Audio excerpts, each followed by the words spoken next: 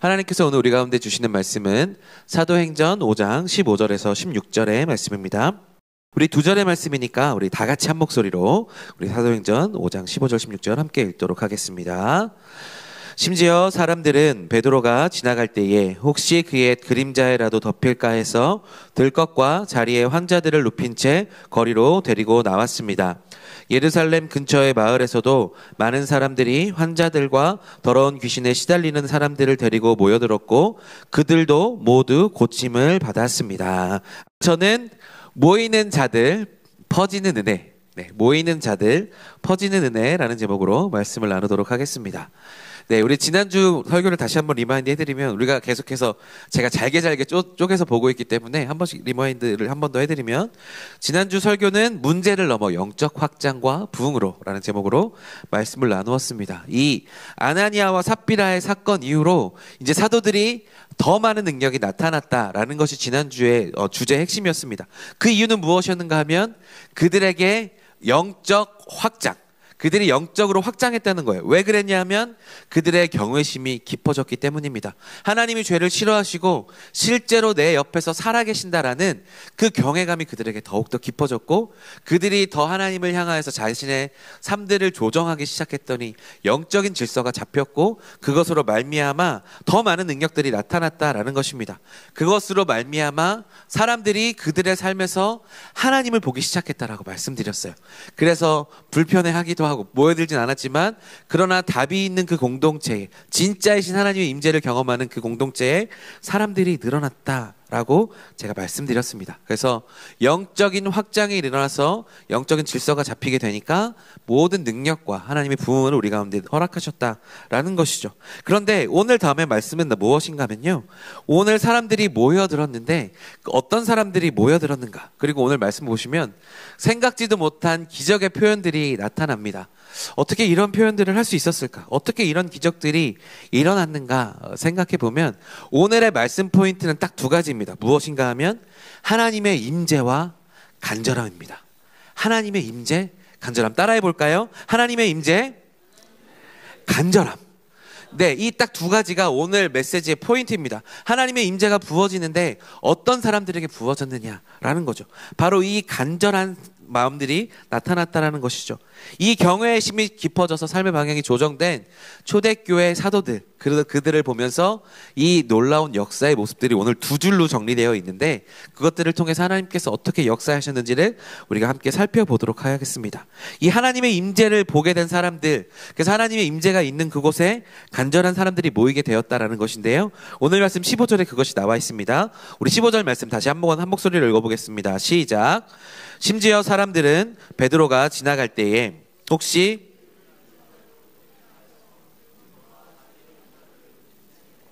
데리고 나왔습니다. 아멘. 오늘 메시지 포인트 첫 번째는 무엇인가 하면 사람들이 베드로의 그림자에라도 덮일까 해서 자신이 알고 있는 환자들을 거리로 데리고 나왔다라는 것입니다. 그림자에 덮였다. 그림자에 덮이기를 원했다. 여러분 뭔가 좀 너무 신비주의 같지 않으세요? 너무 미신적이기도 하고 좀 허무맹랑한 소리처럼 들립니다. 그런데 성경은 가감없이 이것을 표현하고 있습니다. 성경이 이것을 왜 기록했는가? 왜 기록했는가? 제가 첫 번째 말씀드렸던 것처럼 이 사람들에게 무엇이 있었는가? 바로 간절함이 있었다라는 것이죠. 무슨 간절함이었는가? 그들의 문제, 자신의 힘으로 해결할 수 없는데 너무나도 간절하게 원하는 것, 그것을 위하여서 사람들이 모였다라는 것입니다. 이것을 보면서 우리가 오늘 깨달을 수 있는 중요한 메시지가 있습니다. 무엇인가 하면 하나님의 임재는요, 간절한 사람들을 모으게 되어 있습니다. 하나님의 임재가 드러나는 곳, 하나님이 계신 곳, 하나님의 역사가 나타나는 곳, 하나님의 터치가 있는 곳, 그곳은 하나님의 향한 간절한 사람들이 모여온다라는 것입니다. 사랑하는 여러분, 문제없는 삶을 살아가는 사람이 있을까요? 모든 사람은 문제가 있는 채로 살아갑니다. 사실 문제 많은 삶을 우리가 살아가고 있지 않은가 싶습니다. 돈이 많은 재벌 총수서부터 돈이 없는 아주 가난한 사람들까지, 건강한 사람이나 건강하지 않은 사람이나 능력이 많거나 능력이 적은 사람이나 누구나 다 우리는 문제 있는 삶을 살아갑니다. 우리는 늘 그래서 답을 간구하고 살아가죠. 지난주 제가 말씀드렸던 대로 초대교회 사람들이 모여왔던 이유는 무엇인가 하면 그곳에 하나님의 임재가 부어졌다라는 것이고 그곳에 답이 있기 때문이라고 말씀드렸습니다. 하나님의 임재 가운데 사람들은 답을 찾기 시작했고, 아, 세상의 방법이 다가 아니구나, 하나님이 진짜이구나를 깨달은 사람들이 살아가는 모습을 보면서, 아, 저게 진짜이구나를 깨닫고 사람들이 몰려들었다라는 것입니다. 여러분, 초대교회도 보시면 문제가 있었습니다. 이 아나니아와 삽비라의 문제들도 있었고, 이후에 보시면 수많은 문제들이 산적해 있습니다. 하나님의 임재가 이름에도 불구하고, 하나님의 성령의 역사가 있음에도 불구하고 우리의 삶에는 여전히 다가오는 삶의 문제들이 있다는 거예요. 그러나 문제보다 더욱더 중요한 것은 무엇인가 하면 그 문제를 해결하는 방법이겠죠. 그 해결하는 방법이 어디에 있느냐? 아까 말씀드렸던 대로 하나님의 임재에 있다는 것입니다. 하나님께서 임재하셨을 때 아나니아 삽비라의 그 문제를 하나님의 임재로, 하나님의 역사로 그것들을 풀어냈을 때 놀라운 답이 임했다라는 것이죠. 그러니까 이 사도들의 삶 가운데서 지난주에 말씀드렸던 대로 답이 있었고 하나님의 임재가 있었으니까 그것을 보면서 내 삶에 문제가 있었는데 저기에는 답이 있구나 생각하는, 답을 간절히 구하는 사람들이 몰려올 수밖에 없었다. 특별히 내 힘으로 무엇을 해결할 수 없는 사람들, 내가 무엇인가 할 수 있는 사람들은 그렇게 간절하게 모여들지 않아요. 왜요? 제가 할 수 있으니까요. 그러나 내가 할 수 없는 그런 내 삶의 영역들을 벗어난 문제 있는 사람들은 이곳으로 몰려들었다라는 것이죠.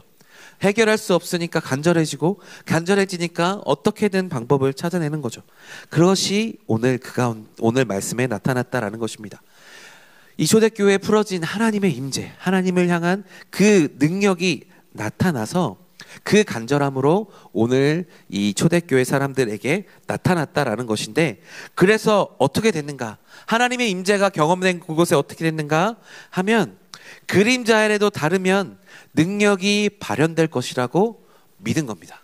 간절하니까, 아, 그림자에라도 담으면 그 하나님의 임재가 그곳에도 있으니까 우리의 문제들이 풀어지겠지라고 생각했던 것이죠. 하나님의 임재를 향한 갈망, 그것이 그들의 믿음을 최대치로 끌어올렸다라고 생각하시면 됩니다. 여러분, 간절함은요, 우리의 믿음의 최대치를 끌어올립니다. 우리가 생각했던 것보다 더 큰 것들을 생각하게 하는 거예요. 하나님께서 내 병을, 내 주변 사람들의 병을 고쳐주셨으면 좋겠다라고 생각했는데 막상 데리고 나오기에는 여러 가지 어려움들이 있어요. 막상 만났을 때 내 죄가 드러날까 두렵기도 하고 수많은 어려움들이 드러납니다. 경외라는 것은 좋은 것이기도 하지만 두렵기도 한 것이거든요. 그러나 그 사람들이 어떻게 하기를 원했느냐? 그러나 그럼에도 불구하고 하나님의 임재가 덮이면, 하나님의 은혜가 덮이면 우리의 문제는 답이 있다라고 생각을 한 거죠. 그러니까 내가 생각했던 믿음의 최대치를 끌어올려서 그것을 넘어서 그림자에게도 덮였으면 좋겠다라고 생각하고 그렇게 간절함으로 그 베드로 앞에 사람들을 데리고 나왔다라는 것입니다. 여러분, 간절함은 믿음을 극대화시킵니다. 여러분의 간절함도 그렇게 믿음과 함께 연합되면 여러분을 향하여서 믿음이 극대화되는 것을 볼 수 있어요. 그런데 왜 이 사람들이 그림자에라도 덮이기를 원했을까 생각해보면 그들이 잘 알고 있었던 구약 성경에 이런 말씀이 들어있기 때문입니다. 오늘 말씀은 아니지만 우리 시편 91편 1절의 말씀, 시편 91편 1절의 말씀 우리 다 같이 한 목소리로 읽어보겠습니다. 시작. 지극히 높으신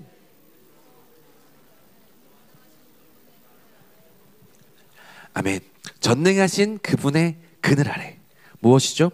그림자입니다. 여러분, 그림자는 뭔가요? 빛이 어떤 물체에 가려져 있을 때 그림자가 생기는 겁니다. 그게 그림자죠.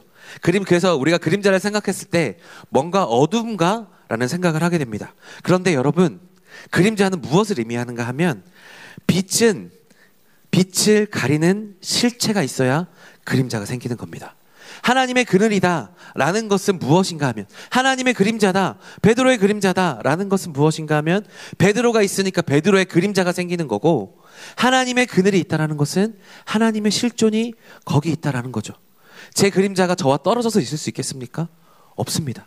제가 있기 때문에 그림자가 있는 것이죠. 마찬가지로 베드로의 그림자가 있었다라는 것, 베드로에게 하나님의 임재가 풀어져 있고 베드로에게 있었던 하나님의 임재가 그림자로 나타날 때 하나님의 임재가 나에게도 덮이겠구나라는 생각을 그들 가운데 한 겁니다. 그래서 그림자에게라도 덮이기를 원했다라는 거죠.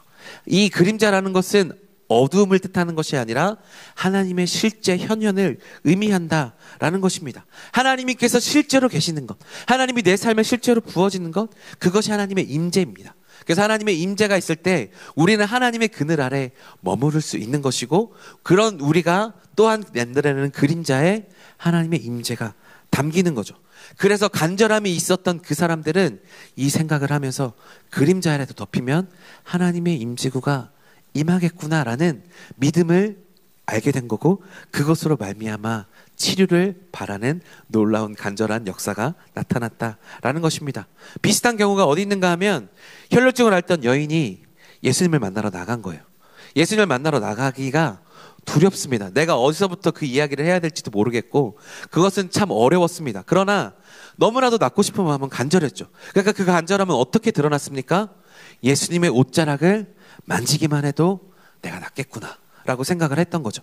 그러니까 옷자락만 만져도 내 병은 나을 수 있다라는 간절함이 극대화된 표현으로 말미암아 예수님의 겉옷에 쏟되었습니다. 그랬더니 어떻게 되었습니까? 병이 나았다라는 것이죠. 이 간절함은 우리의 믿음의 극대화를 일으켜서 우리 삶에 놀라운 기적을 기적을 경험하게 한다라는 것입니다. 간절함이 믿음의 극대화를 이뤄내고 그것으로 말미암아 우리는 하나님을 경험할 수 있게 된다라는 것입니다. 그것이 오늘 말씀 두 번째 메시지 포인트입니다. 바로 간절함이 이끌어낸 믿음의 극대화가 우리 가운데 나타나면 어떤 일이 일어나느냐.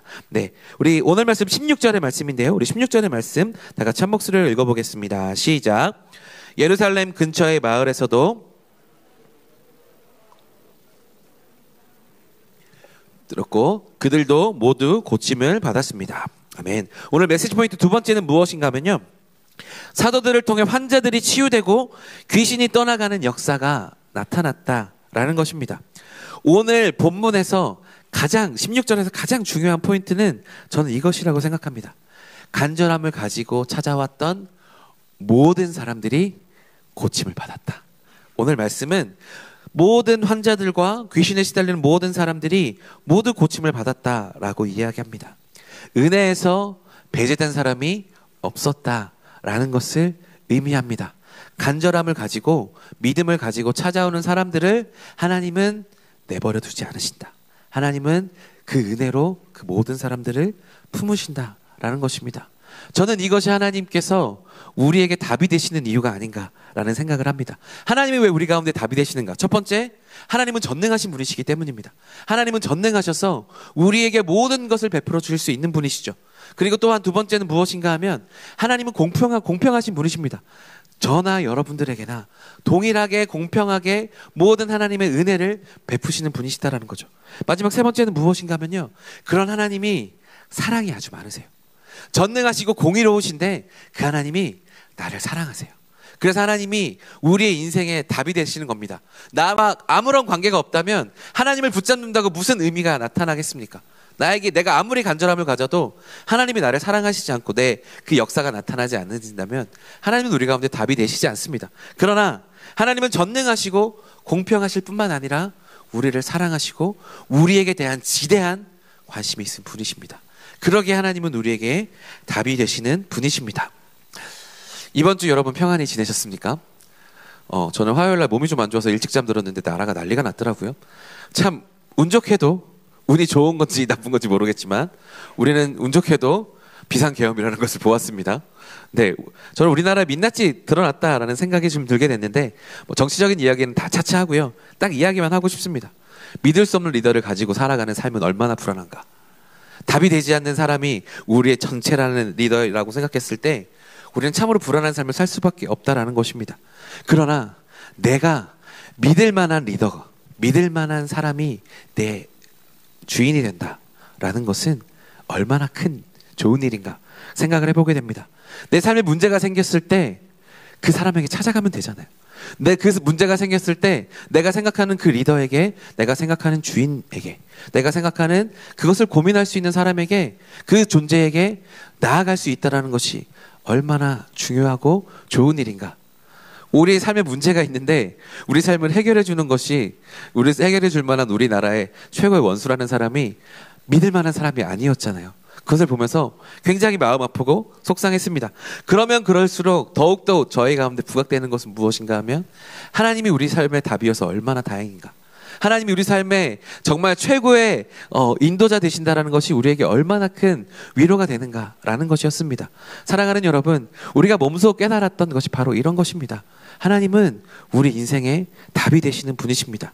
전능자이시고 공의로우시며 사랑이 많으신 그분이시기에 우리가 간절함을 하나님께 올려드릴 수 있다라는 것이죠. 믿음을 가지고 나아갈 수 있다라는 것입니다.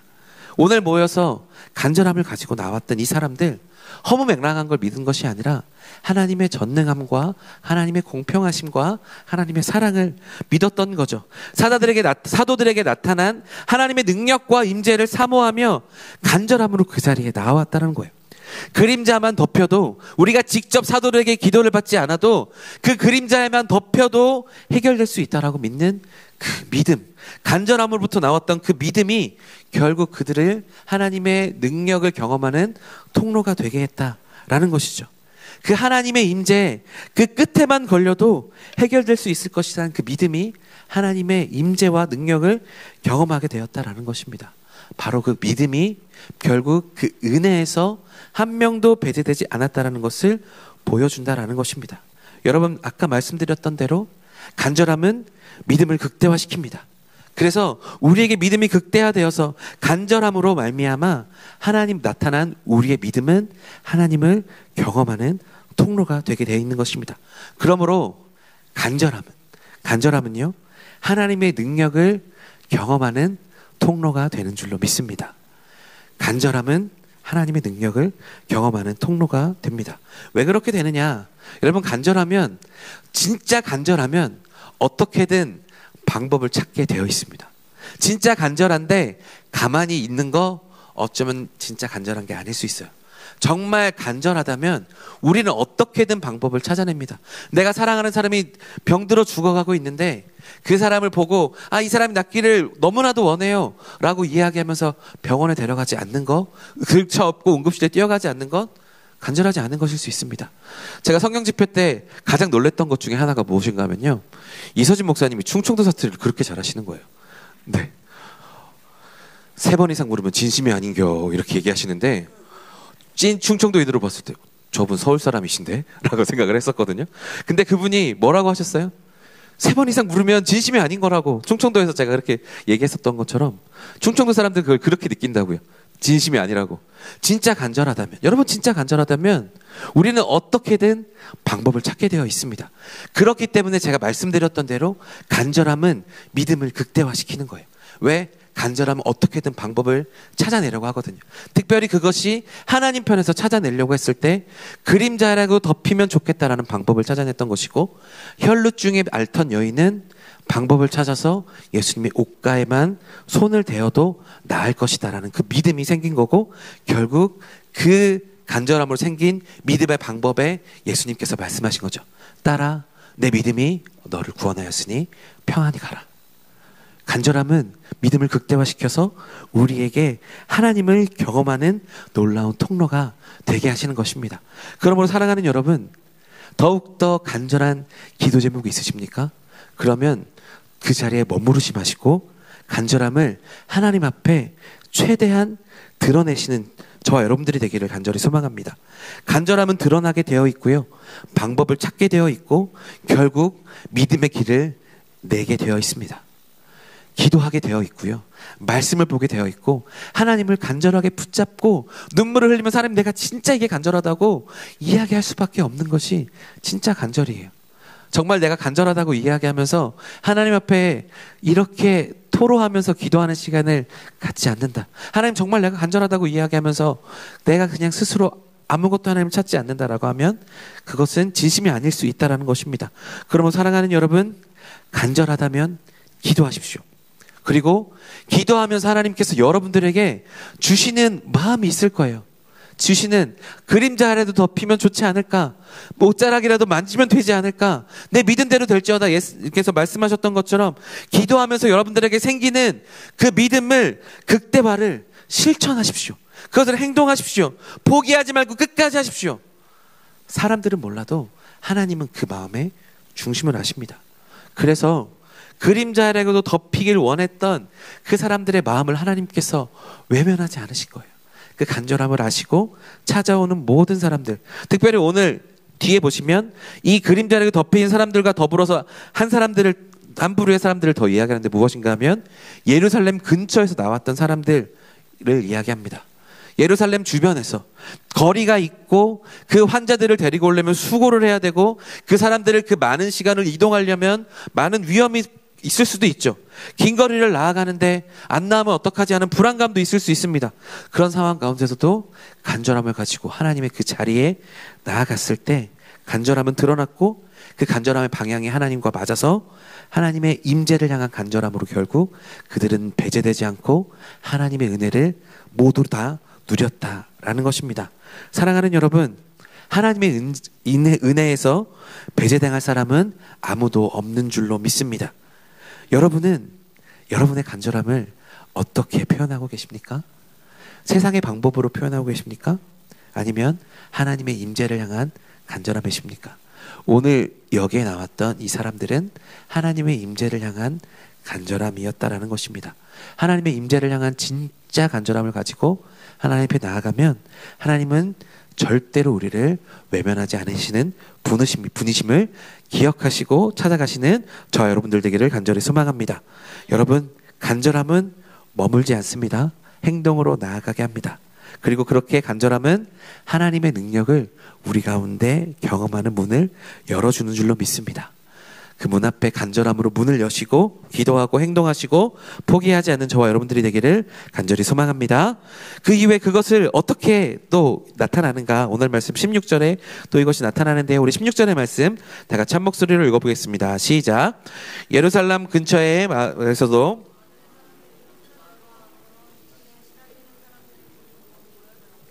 그들도 모두 고침을 받았습니다. 아멘. 말씀 세 번째는 무엇인가 하면요, 예루살렘 근처에서도 많은 사람들이 찾아왔다라는 것입니다. 예루살렘에서 일어났던 일이었는데 예루살렘 근처에 있었던 사람들도 이것들을 알고 그들에게 찾아왔다라는 것이죠. 무슨 말인가 하면 하나님의 임재는 그 자리에만 머무르지 않는다라는 것입니다. 하나님의 임재, 복음은요, 머무르지 않고 확장되게 되어 있습니다. 퍼져나가게 되어 있다라는 것입니다. 그분의 임재는 한계를 뛰어넘고 환경을 변화시키면서 확장되고 또 넘쳐나는 것입니다. 하나님의 은혜는 확장됩니다. 하나님의 임재와 그것 가운데 뿌려지는 능력도 마찬가지다라는 것입니다.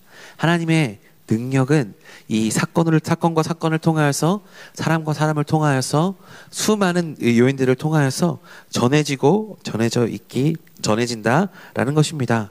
왜 이렇게 복음이 퍼져나가는가? 왜 이렇게 하나님의 임재가 퍼져나가는가? 그것들이 이렇게 쓰고 있는가 하면 사도행전의 기본 방향이 이렇기 때문입니다. 잘 알고 있는 사도행전 1장 8절의 말씀, 사도행전 1장 8절의 말씀 우리 다 같이 한 목소리로 읽어보겠습니다. 시작.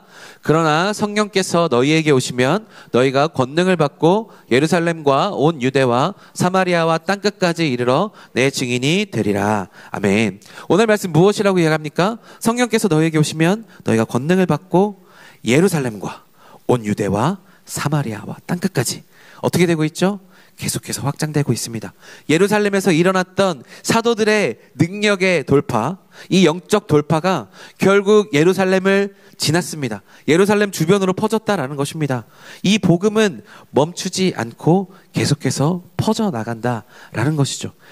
우리가 예루살렘으로만 끝나는 것이 아니라 유대와 사마리아와 땅끝까지 계속해서 확장되어 가는 것들을 보게 된다라는 것입니다.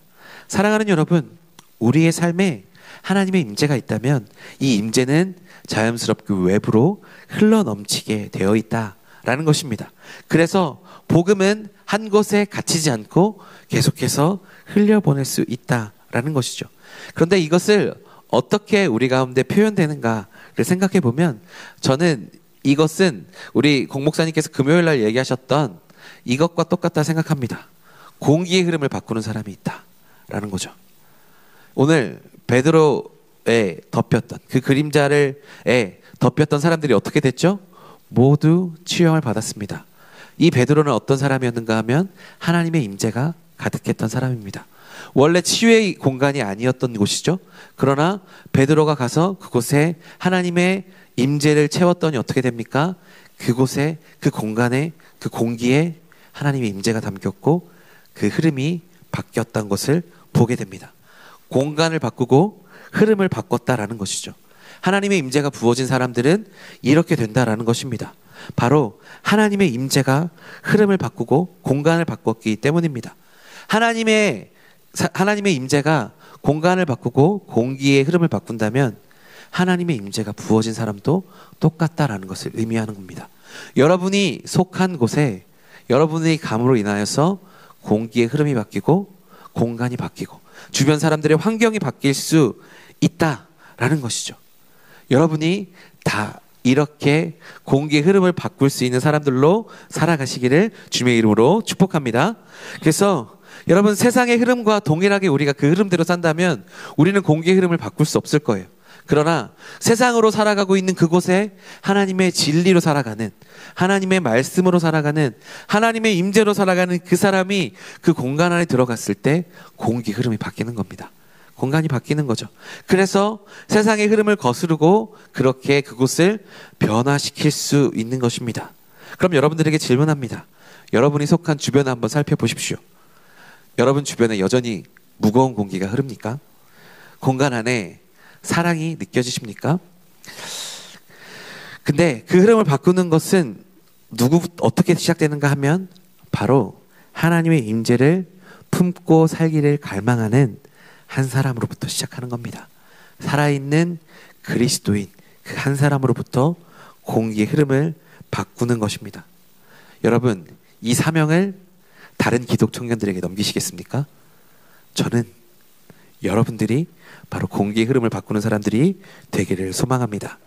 그래서 여러분들이 속한 곳에 공기를 바꾸고 흐름을 바꾸고 공기의 흐름을 바꾸고 공간을 바꾸고 하나님의 말씀이 점차 퍼져나가도록 하는 중요한 역할을 여러분들이 감당해 주시면 참으로 좋겠습니다. 여러분, 그래서 여러분은 정말 공기의 흐름을 바꾸는 사람으로 살아가실 수 있기를 간절히 소망합니다. 따라해 보실까요? 나는 흐름을 바꾸는 사람입니다. 나는 게임 체인저입니다. 이 게임을, 여러분들이 삶에 살아가고 있는 이 공간을 바꾸시는 여러분들이 되기를 간절히 소망합니다. 오늘 주인 본문 오병이어의 이야기들을 보면 이 무명의 한 아이가 한 사람으로 시작해서 몇 명을 먹였습니까?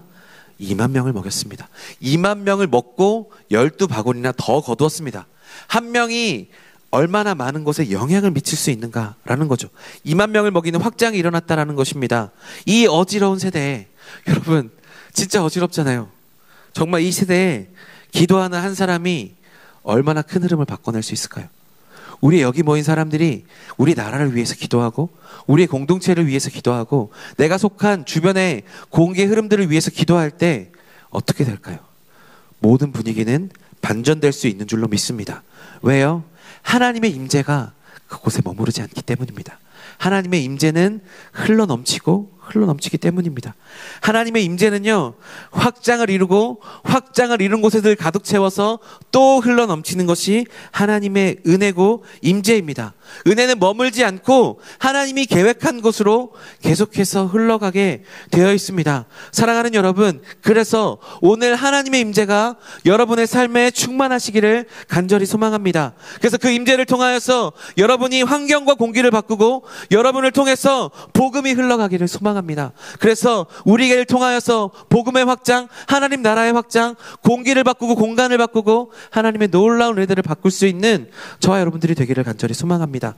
확장되고 확장되는 하나님의 역사를 여러분들이 경험하실 수 있기를 간절히 소망합니다. 여러분, 말씀을 맺습니다. 간절함에는 무엇이 있습니까? 힘이 있습니다. 방법을 찾아낸다라고 말씀드렸습니다. 간절함은 하나님을 향한 믿음을 극대화합니다. 간절한 것에는 힘이 있기 때문입니다. 여러분, 이 오늘 간절함, 이 믿음의 극대화가 일어나서 어떻게 됐는가? 정말 신화 같은, 동화 같은 기적의 스토리가 오늘 말씀을 통하여서 흘러나갔습니다. 그림자에만 덮였어도, 그림자에게 덮였는데 하나님의 치유가 일어났다. 여러분, 말도 안 되는 이야기 같죠? 그러나 이것이 일어났다고요. 왜? 그 사람들의 간절함 때문에, 그 사람들의 믿음 때문에, 그 믿음을 보시고 은혜에서 배제하지 않으시는 하나님의 임재가 그들에게 부어졌기 때문에 놀라운 은혜가 주어졌다라는 것입니다. 이 이야기의 주인공이 바로 여러분일 수 있습니다. 이곳에 있는 한 사람의 간절함이 이 공간을 바꿀 수 있습니다. 우리 공동체를 바꾸고 이 나라를 바꿀 수 있습니다. 한 사람의 간절함이 믿음으로 나타나서 하나님의 임재와 하나님의 카이로스를 돌파하고 뚫어낸 답이 되고 실제 되신 하나님, 그 하나님의 날개 그늘 아래 덮일 때 우리의 삶은 완전히 변화할 수 있고 하나님이 나를 통하여서 놀랍도록 퍼지는 은혜를 주실 수 있다라는 것입니다. 그러므로 사랑하는 여러분, 하나님의 임재를 더욱더 간절히 사모하십시오. 그 오늘 말씀에서처럼 베드로의 그림자에게라도 덮이기 원했던 그 간절함이 우리에게도 있었으면 좋겠습니다. 하나님, 하나님의 날개 그늘 아래, 하나님의 그늘 아래 우리를 보호하여 주시옵소서. 하나님의 사랑으로 우리를 덮어 주시옵소서. 그럼 그 한 사람을 통하여서 무한 확장이 일어나는 것입니다. 한 사람을 통하여서 하나님의 확장이 일어날 수 있는 줄로 믿습니다. 그러므로 사랑하는 여러분, 이것들을 기억하면서 하나님의 그 임재 앞에 나아가고 간절함으로 믿음의 극대화를 이뤄 하나님께로 나아가는 저와 여러분들이 되기를 간절히 소망합니다.